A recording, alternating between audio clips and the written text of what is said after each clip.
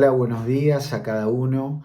Qué hermoso que es encontrarnos como cada mañana, sabiendo que la palabra nos convoca, que podemos invertir este tiempo en meditar su palabra y prepararnos para este día, encomendarnos como lo hacemos cada día de la semana. Hoy tenemos un texto que es el de Romanos capítulo 6, versículo 6, que dice: sabiendo esto, que nuestro viejo hombre fue crucificado juntamente con él, con Cristo, para que el cuerpo de pecado sea destruido, a fin de que no sirvamos más al pecado. Y te lo voy a leer también en otra versión que dice: sabemos que nuestro antiguo ser pecaminoso fue crucificado con Cristo, para que el pecado perdiera su poder en nuestra vida. Ya no somos esclavos del pecado. Y esta es una verdad poderosa, es un absoluto. Y es que el Señor Jesús en la cruz crucificó nuestra vieja naturaleza, nuestro viejo hombre. Ya ahora el pecado no nos puede esclavizar.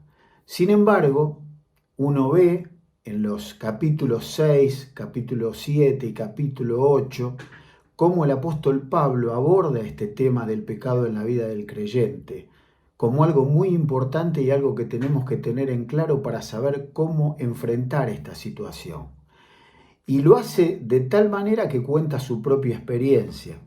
En el capítulo 7, en el versículo 15, Pablo dice: porque lo que hago no lo entiendo, pues no hago lo que quiero, sino lo que aborrezco, eso hago. Y el 20 dice: y si hago lo que no quiero, ya no lo hago yo, sino el pecado que mora en mí. Y qué tema, ¿no? Este del pecado en la vida del creyente. Ahí en el libro de Hebreos dice: y el pecado que nos asedia. Y la verdad que creo que esa definición, el pecado nos asedia, es una realidad que no podemos ignorar o pasarla así suavemente por alto. Cuando pensaba en esto de que el pecado nos asedia, recordaba un párrafo de una canción que cantamos en los cultos, que dice: día a día el pecado viene, me llama. Y esto es una verdad, esto es una realidad. El pecado está ahí rodeando, está ahí en cualquier momento de nuestra vida, en cualquier momento del día. Y recordaba también lo que el Señor, el diálogo que el Señor tiene con Caín, ahí al principio, en el Génesis capítulo 4, versículo 6, dice: entonces Jehová dijo a Caín: ¿por qué te has ensañado y por qué ha decaído tu semblante? Si bien hicieres, ¿no serás enaltecido? Y si no hicieres bien, el pecado está a la puerta. Y esta es otra definición magistral del Señor cuando dice: el pecado está a la puerta. La realidad es que nosotros nos preparamos, buscamos al Señor, nos preparamos en el día, leemos la palabra, oramos, adoramos al Señor, pero la realidad es que en el medio de la gente, en algún momento del día, se presenta alguna situación, alguna tentación, alguna situación particular, y ahí está el pecado, a la puerta. Ahí está, asediando a nuestra vida. Entonces, quizás vos te hagas la pregunta que yo también me hice o me hago, ¿no? ¿Cómo puede ser que siendo del Señor, que caminando tantos años cerca del Señor, todavía hago cosas que a Dios no le agradan? ¿O todavía estoy sufriendo con alguna debilidad que eran parte de nuestra vieja naturaleza? Esto es una realidad. Y yo te quiero decir dos cosas con respecto a esto. ¿Cómo enfrentar esta realidad? La primera es que solos no podemos. No podemos enfrentar al pecado, a la tentación en nuestras fuerzas. El apóstol Pablo le escribía a los efesios: fortaleceos en el Señor y en el poder de sus fuerzas. No podemos solos. es imposible. La realidad es que la única manera de salir victorioso frente a una situación asediante es como escribe el apóstol Pablo. Él dice, andad en el Espíritu, andad en el Espíritu. ¿Y qué significa andar en el Espíritu? Es permitir que el Señor tenga el gobierno de todas nuestras áreas, de toda nuestra vida.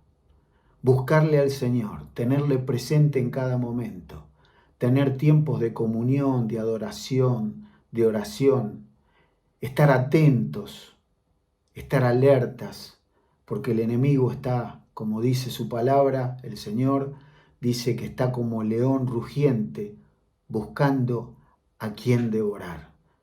Entonces no podemos tener una actitud pasiva, descuidada, sino que todo lo contrario, tenemos que equiparnos con las armas espirituales para poder enfrentar esos momentos donde nos sentimos vulnerables porque el diablo, el pecado nos ataca en nuestras debilidades, en nuestras necesidades. Debemos tener nuestra mente con los pensamientos cautivos en Cristo, porque sabemos que el enemigo va a atacar en la mente, en nuestra manera de pensar, porque él quiere obstaculizar nuestra vida. Si nos pudiera destruir, lo haría, pero no puede, pero nos quiere quitar el gozo. ¿Cuántos desastres trae el pecado? El pecado rompe un matrimonio, puede romper una familia, puede romper relaciones de comunión en la iglesia. Por eso que tenemos que vivir en el Espíritu, andar en el Espíritu. El apóstol Pablo decía ahí en Gálatas 2:20, con Cristo estoy juntamente crucificado y ya no vivo yo, mas vive Cristo en mí. Cuando Cristo vive en mi vida, cuando la persona del Señor Jesús, el Espíritu Santo de Dios se manifiesta en mi vida, puedo confiar que Él me va a sostener en los momentos de debilidad.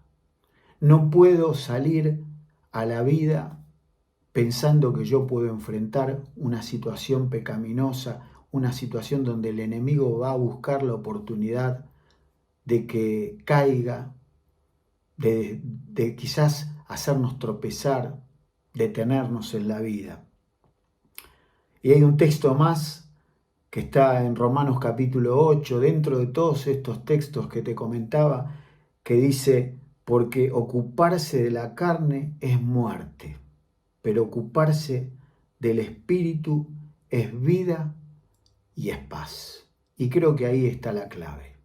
Ocuparnos del Espíritu es vida y paz. Si le damos lugar al Espíritu de Dios para que siga transformando nuestra vida, nos vamos a encontrar que el Señor va tomando cada día un lugar más preponderante en nuestro corazón, en nuestras acciones, en nuestros pensamientos, en nuestra agenda. Qué hermoso, ¿no? Qué hermoso que frente a la gravedad del pecado que nos rodea y que nos asedia, saber que el Señor está ahí para socorrernos, que su Espíritu nos alienta, nos ministra para que podamos vivir una vida en victoria. Así que, si tuviera que decirte las últimas palabras, te diría, con Cristo estoy juntamente crucificado y ya no vivo yo, mas vive Cristo en mí. Que sea la experiencia de cada uno de nosotros, que la presencia de Dios, que la presencia del Señor, de su Espíritu, sea visible en nuestra vida, en nuestra manera de hablar, en nuestra manera de relacionarnos, en nuestra manera de mirar al que no conoce al Señor, para que realmente nuestra vida pueda dar el fruto que el Señor espera. Te mando un abrazo grande, que tengas un día bendecido.